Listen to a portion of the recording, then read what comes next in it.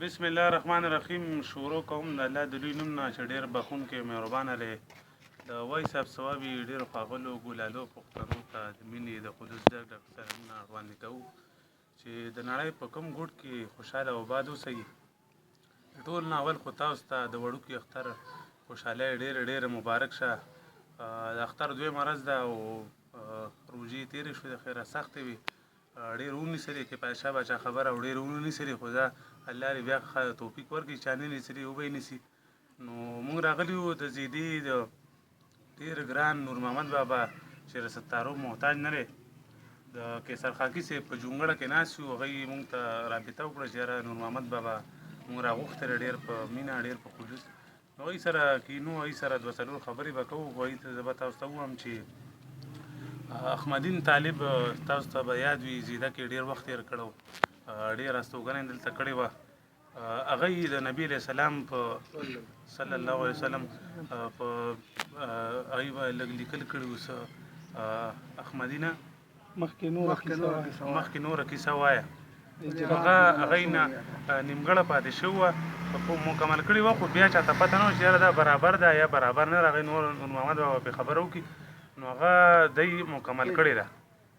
نو هغه څه دی په ډېر حده پورې لیکل کړي، دی برابر کړی ده، خو چاته دا پته نه وي چې یاره احمدین طالب کوم ځای نیمګړه کې پرېښودې ده، او ورپسې بیا نور محمد بابا د کوم ځای نه ورسره شروع ورچولې ده که نه، لکه هغې کې منځ کې هغې نه معلومېږي که نه، دومره هغوی د الله پویه ورکړې ده. ټول ناول خو هغوی ته د اختر مبارکي او ډېرې نیکې هیلې او خوشحالۍ مبارک شي. ډېره مهرباني،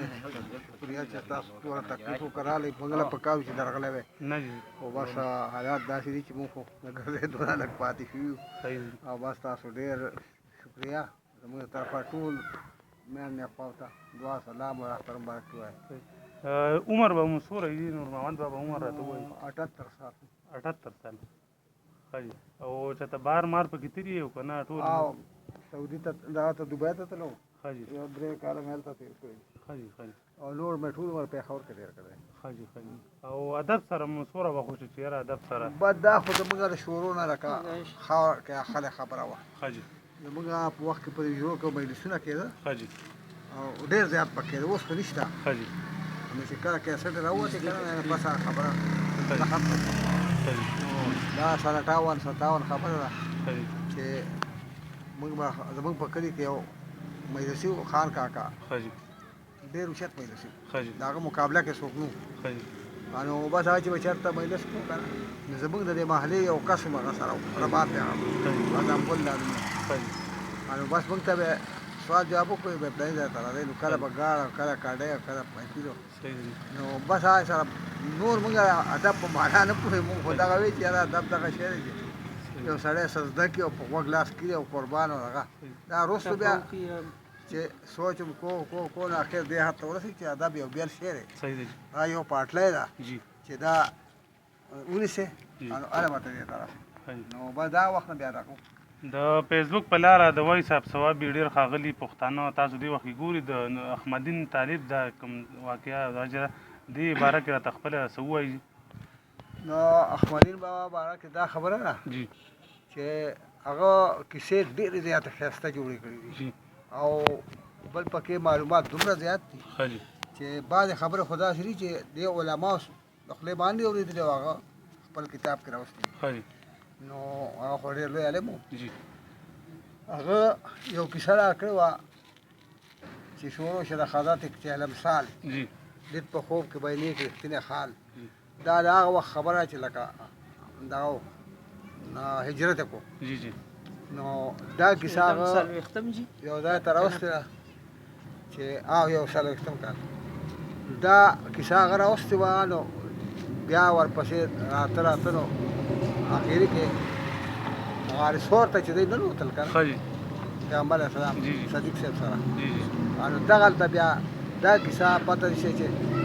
جوړه کړې خو یې ده، خو هېڅ پته یې نه لګي تر اوسه پورې چې هله لاس لاره نه ده. هغه وی احمدینه مخکې نورې کیسه وایه، په دې غار کې به لا سوره وي اټال،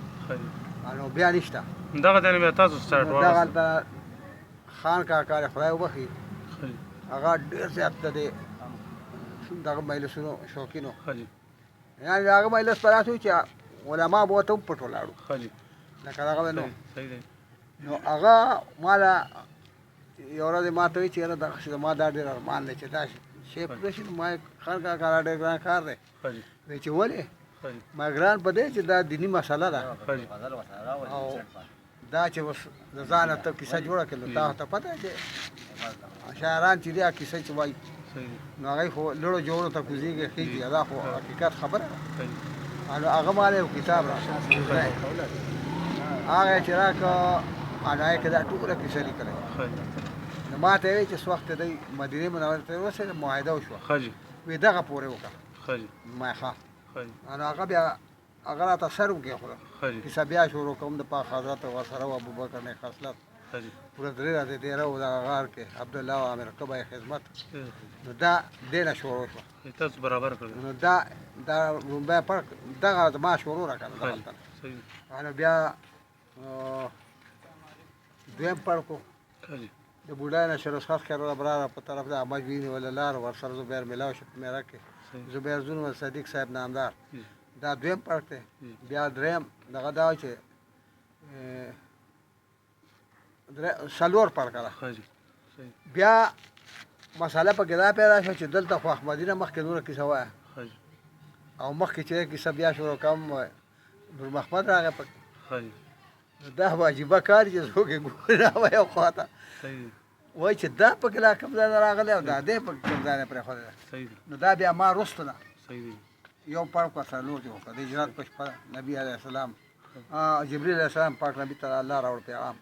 وروسته مې غاړه پورې راورسوله نو بیا مې مخکې کړه نو دا طریقه دغه وه او خبره هم دا وه صحیح ده دا به انشاءالله تاسو سره بیا په اوږد ټیم دا خو د اختر مقرر و کې سرخاکي صاحب وایي چېرې کتونکي به تاسو نه خوند واري او اوس راته داسې څه ووایي یاره تاسو ته څه یادي څه غزل څه شعر چې یاره کتونکي تاسو سترګې په لار دي نو ما خو دومره دغه ذهن کې داسې نه راځي او دی خو اچانک په سړي حمله وکړي نو دا اچانک حملې خو دا دغه چې سړي نه غشته وویل شي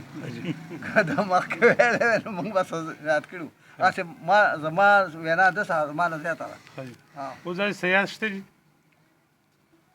ډبل کاپي هغه ووایي جي هغه ما پوره نه خیر دی یو څو شعر ووایي دا چې نه کوي په ما باندې ګل فام هغه ما ځکه مې که مینه کې ګل بدنام نام ټول غمونه د هجران به فراموش کړم که نصیب مې شي د وصل د انجام جام اندلیب هله په حال د بهار پوه شي چې نصیب یوسي بلبل ته پیغام غم چې په خوله پتنګ د شمې ځان قربان کړي چې ژوندون د بېلتانه ګڼي ناکام کړم څنګه به ورسې منزل ته نور محمده چې رقیب په لار کې ایښي مدام دا احمدي یو 3 رباعي په دې طریقه دي بس داسې قدرتي دی پسې ګرځېدم ما چېرې دا دې الفاظ نه ملاوېده نور داسې سیاست شعر لږ ډېر شعر کتونکو ته ووایي ما تاسو ته څه ووایي چې څنګهونه پرې مات نه کړم هغه غزل ووایي ها چې دولت په بدو چارو کې لاهو چې دولت په بدو چارو کې لاهو هغه سپک شي که په اصل وساهو ډېر ښه هر یو کسب چې کوې پې نه پوهېږې لکه طفل ورته وایه اللهو چې دوستي چا سره کړې ازمیح پې وکړه چې دوستي چا سره ځان یې پوه په خوی خصلت کا آګاهو نظر نه لري ښایست باندې به څه کوې که چشمان وي په مثل د آهو کومه پیغله کې چې شرم حیا نه وي په شرنګا یې دھوکه نه شي د باهو څانګونه پې مات نه کړي درمخبره زاغ زاغن کله یریږي په هاهو خوند وکړه دې ډېر خواږه مشرانو موږ سره ناست دي نور ملګري ناست دي د نور محمد بابا تاسو خبرې واورېدې او موږ سره څه موده وړاندې د ثوابیک کې د هیواد پښتو ادبي ټولنې د سوري د لاندې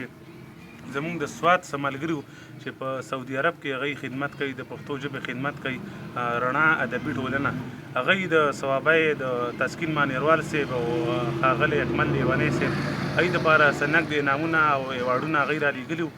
موږ ستاینه کوو د داسې خلکو د ډاډګیرنې وړ دي د ستاینې وړ دي چې یاره د پښتو ژبې خدمت کوي په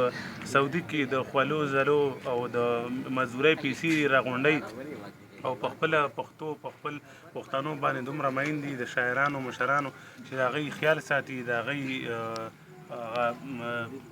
قد بړاوی مونږ ته نو یقینا وخت په وخت به مونږ تاسو ته داسې ښکلي خلک را مخامخ کوو چې یاره هغوی او نور هغه خلک به مونږ را مخامخ کوو چې یاره په دنیا کې نن نشته خو هغوی به مونږ تاسو سره مخامخ کوو به را ژوندي کوو که خیري مونږ د حکومتي کوم